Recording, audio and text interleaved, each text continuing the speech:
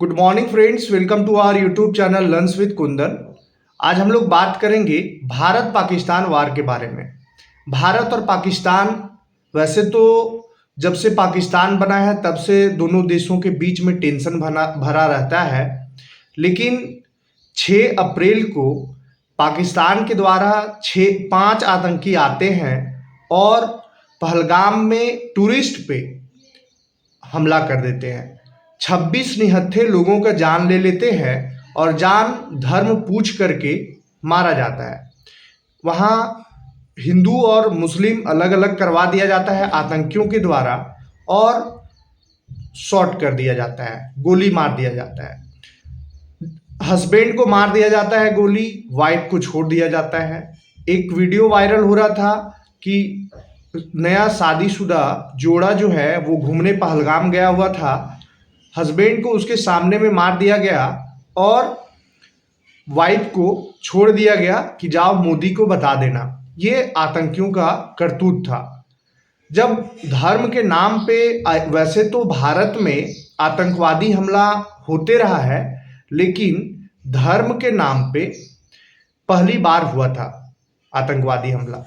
अब इस आतंकवादी हमला में जब पहली बार धर्म के नाम पे मारा गया तो पूरा देश भारत में आक्रोश हो गया, पूरा का पूरा आक्रोश हो गया।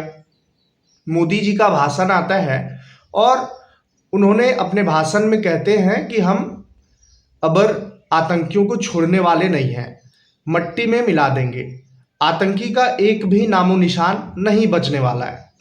अब इसके बाद जो है वो भारत और पाकिस्तान के बीच में टेंशन और देखने को मिला और बढ़ गया और इसका परिणाम ये हुआ कि भारत 7 मई को पाकिस्तान के 9 आतंकवादी ठिकानों पे हमला कर दिया।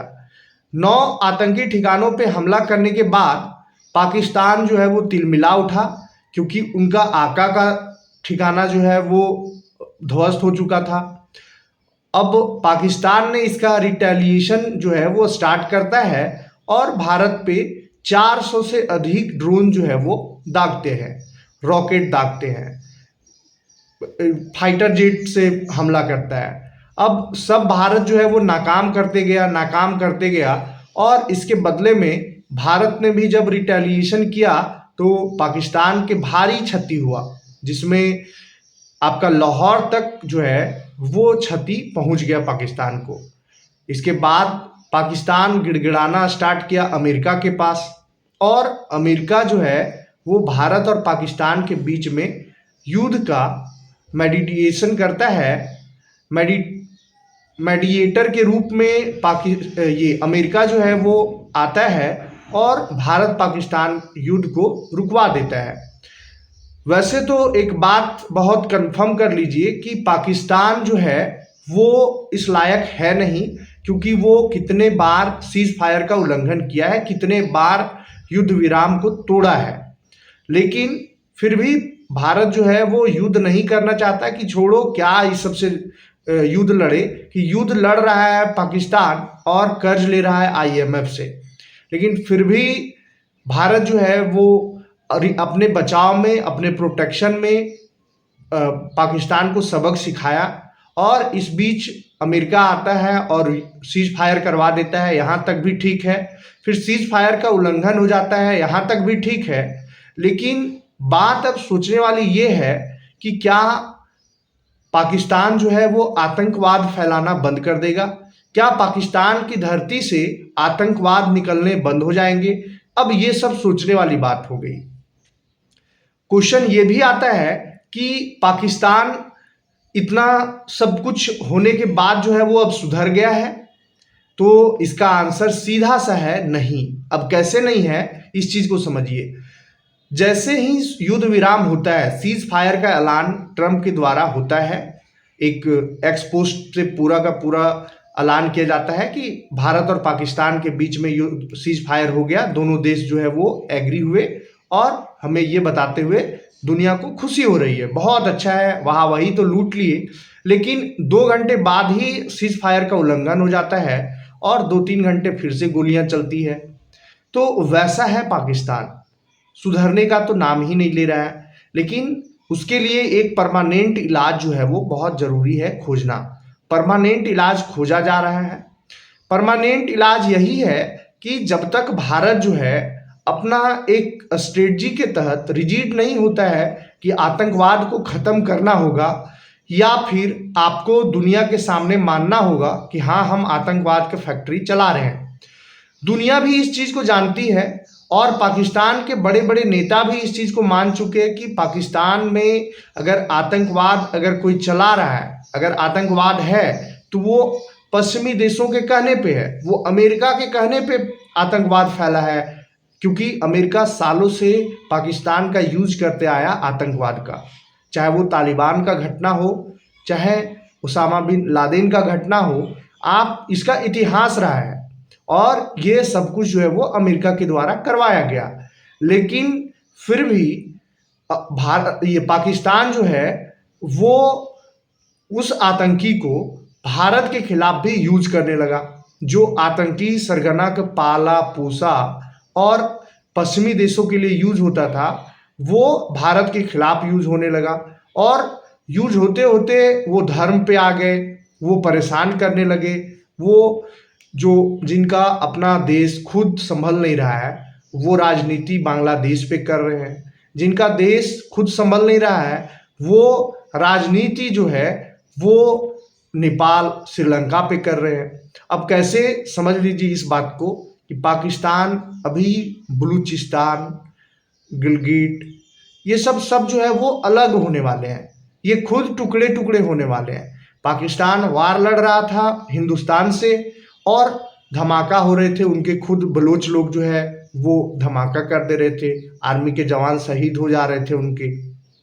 तो पाकिस्तान को इस तरह से समझना होगा कि क्या आप खुद का जो स्ट्रेटजी बनाए हैं, क्या आप अपने देश के भीतर संभाल पा रहे हैं, देश को, लोगों को खुश कर पा रहे हैं? नहीं।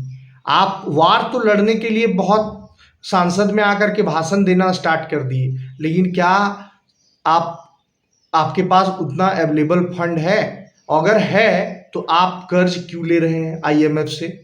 इसका आईएमएफ से कर्ज का भी एक बड़ा कहानी है कि आईएमएफ को भारत जो है वो सीधा मना किया कि अगर आप कर्ज देते हैं तो ये कर्ज का यूज जो है पाकिस्तान फिर आतंकवाद को फैलाने में करेगा, युद्ध में करेगा, आप इसे नहीं दीजिए। लेकिन जब सरगना ऊपर में बैठा हुआ है, याका ऊपर में बैठा हुआ है, तो कर्ज भी मिल गया पाकिस्तान को, और उस कर्ज का फिर क्या होगा वो तो दुनिया देखेगी कि पाकिस्तान वैसे वैसे 20 बार से अधिक आईएमएफ से कर्ज ले चुका है। भारत 1991 में केवल आईएमएफ से कर्ज लिया है, उसके बाद फिर आज तक कर्ज नहीं लिया है और आईएमएफ को फंडिंग करते आया है।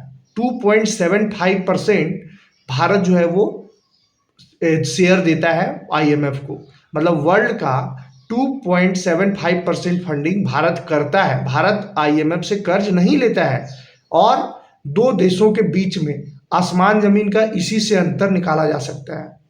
पाकिस्तान कर्ज लेता है और हिंदुस्तान कर्ज देता है। इस तरह का जो है वो दोनों देशों का इकोनॉमी चल रहा है और उसके बाद इतना फड़फड़ाना, इतना गर्जना करना कि हम इकोनॉमिक पावर हैं, हम न्यूक्लियर पावर हैं, हम बॉम्ब कर देंगे, हम फलाना कर देंगे, हम ढिमकाना कर देंगे, और लास्टली वो कटोरा लेकर के सामने बैठ गया कि भैया हमें कर्ज दे दीजिए, हम भूखे मर रहे हैं, हम अपना इकोनॉमी नहीं संभाल पा रहे हैं, हम दिवालिया हो रहे हैं। तो ये तो कहना है वहाँ के लोगों का कि आप किस लिए लड़ने जा रहे हैं। आतंकवाद अगर किसी देश में फैलेगा तो वो देश एक्शन लेगा कि नहीं लेगा? पाकिस्तान के आम नागरिक जो है इस चीज़ को भली भांति समझ रहे हैं, लेकिन पाकिस्तान के जो जनरल हैं असीम मुनीर, वो अपना वाहवाही लूटने के लिए, सिंपैथी गेन करने के लिए वो अपना फेवर में पोस्टर भी लगवा देते हैं सभी जगह पे, जगह जगह पे कि हाँ हमने जो बोला वो किया, पाकिस्तान झुकेगा नहीं, जिंदाबाद है। अरे भैया जिंदाबाद है, आप अपना डेवलपमेंट को देखिए, इकोनॉमी को सुधारिए, दूसरे के चक्कर में क्यों पड़े हुए हैं। और इस तरह से अब फाइनल बात ये है कि भारत और पाकिस्तान के बीच में सीज फायर का ऐलान तो हो चुका है, लेकिन ये सीज फायर ज़्यादा दिन तक चलने वाला नहीं है, क्योंकि पाकिस्तान का परमानेंट इलाज चाहिए, वो सुधरने वाला नहीं है, वो सुधरने का नाम नहीं ले रहा है। क्यों नहीं ले रहा है? क्योंकि अपने खुद से गिड़गिड़ाता है, खुद से सीज फायर करवाता है और फिर से खुद से उल्लंघन भी करता है। तो इससे यही पता चलता है कि एक बार उसका परमानेंट इलाज बहुत ज़रूरी है। धन्यवाद।